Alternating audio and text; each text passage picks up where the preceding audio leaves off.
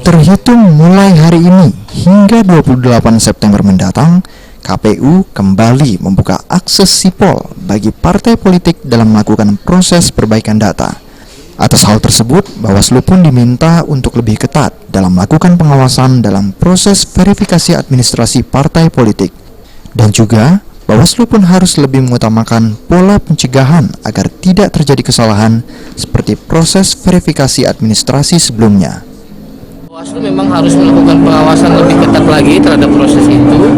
Nah, hal-hal yang berindikasi ada terjadi pelanggaran dicegah di awal gitu ya. Maksudnya gitu supaya kayak misalkan kasus Vicol ini gitu kan. Besok ketika KPU melakukan tindakan yang ada dasarnya, di stop dulu sama Bawaslu gitu. Jangan lakukan itu. Bawaslu Pusat melalui Bawaslu Sumsel melakukan pelatihan kepada seluruh Bawaslu Kabupaten Kota di Sumsel terkait pelanggaran pemilu 2024 mendatang.